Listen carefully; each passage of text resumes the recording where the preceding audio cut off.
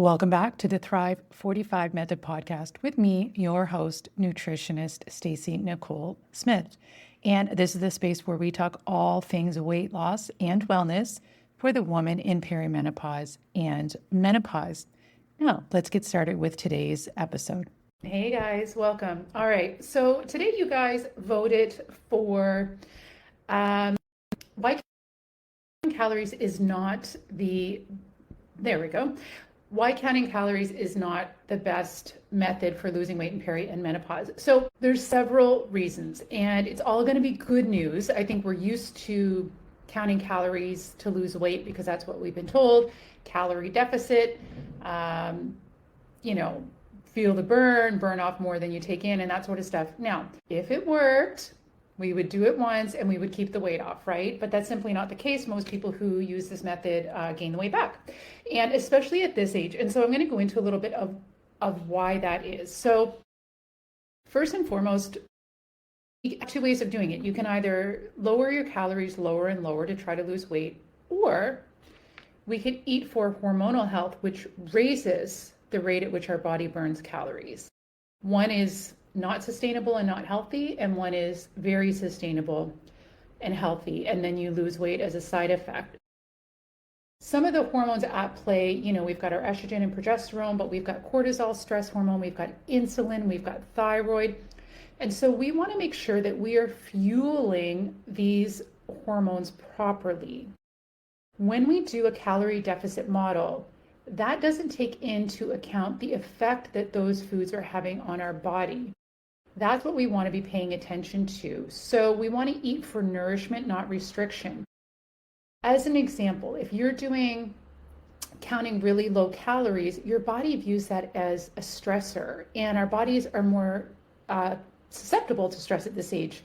We have a decrease in estrogen and progesterone and an increase in cortisol, which is a stress hormone. So we're not as resilient. And so when we're really restricting food and restricting calories, our body's like, oh my gosh, that's stressful, which raises cortisol even further. So what we want to do is give our body what it needs to operate efficiently. And so as another example, you want to be eating enough carbs. Carbs, the glucose from carbs, fuels your thyroid. Like you want your thyroid firing on all cylinders, right? You don't want to starve it. So it's like you're starving yourself all day and your body's just not working efficiently. Like you're going to be exhausted. You're not going to lose any weight.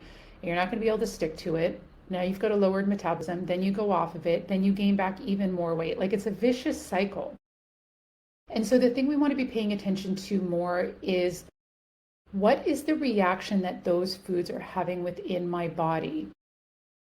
So we want to be eating strategically. It doesn't mean restrictively, just strategically. So we want to make sure that we are having enough protein. That's going to help with blood sugar balance. We want to make sure we're having enough healthy fats, which is going to help with hormonal balance. Don't be afraid of healthy fats. And one thing that a lot of women don't get enough of is fiber. We want to make sure we're getting enough fiber because that's going to feed your gut microbiome, which is intricately tied with your hormonal system. So I'm going to give you another example. If you were just counting calories and you're just counting calories. So you're saying, I'm giving you like a scenario here, which might sound familiar to you. If you say, okay, I can only have 1,500 calories per day. I'm going to save the calories.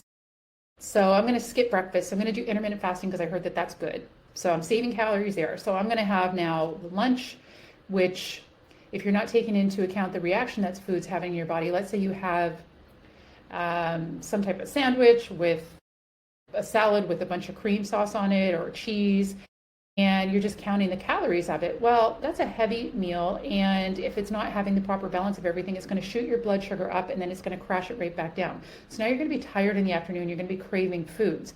So now you have food cravings. You're like, well, I'm counting calories, so I can only have this many calories. So then maybe you have some kind of processed protein bar because it's got high protein, but it's got a whole bunch of garbage in there that is going to mess with your gut health.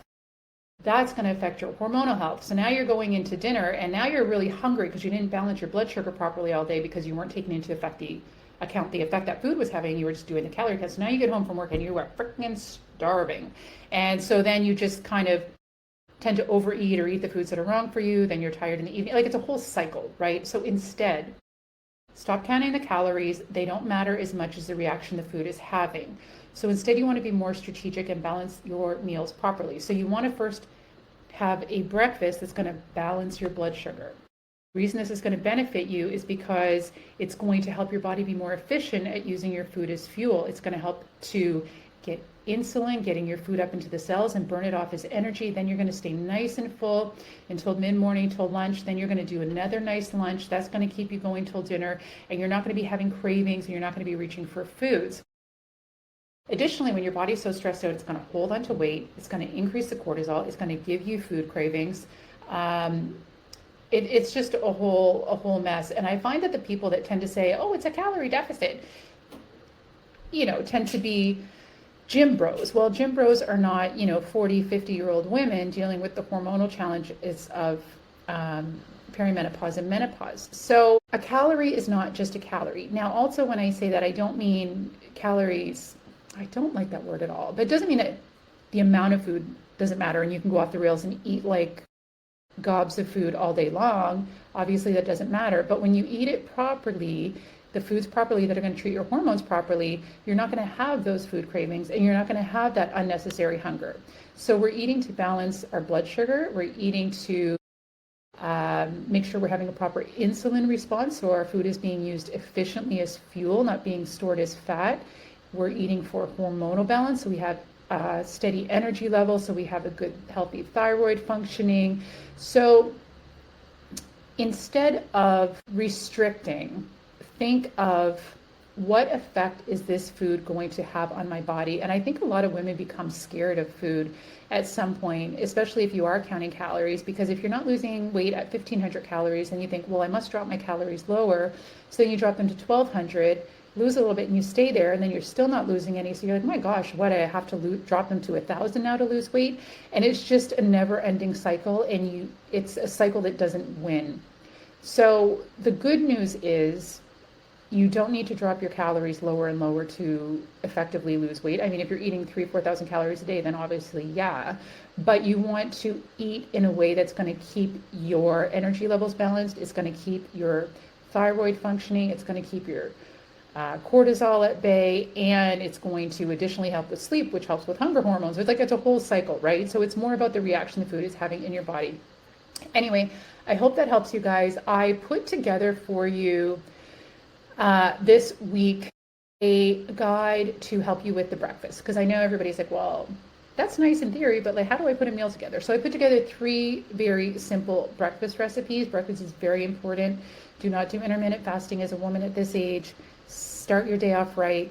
And these breakfasts are dairy-free. They are the perfect amounts of proteins, fibers, and healthy fats. And this will start your day properly so that it can get you through to your lunch. So if you want this guide, comment below or send me a private DM with the word breakfast, and I will happily send those to you. But I know a little bit of it's a mindset too, right? Breaking out of the mindset, because this is what we've been told for years and dieting for years, a calorie deficit, count your calories and all this kind of BS. And it's just a lady in the early 1900s that wrote a book on calories and it took off. And even though it clearly doesn't work because everybody keeps gaining weight back, for some reason, everybody keeps reverting back to it. And it really just comes down to having an understanding of the reactions foods have within your body as opposed to the calorie count of the food. Personally, I would rather raise the rate at which my body burns calories so I can eat enough that I have great energy and can live at my ideal weight every day without starving than dropping calories lower and lower and being miserable. So, and when you do that, it can drop your metabolic rate as well. So we don't want to do that. We want to strengthen our metabolic rate, which is very simple to do when you have the proper strategies in place.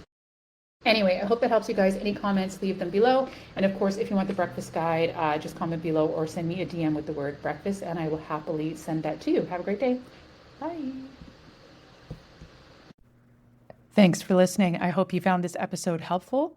If so, please be sure to like and subscribe to be notified when new episodes are released.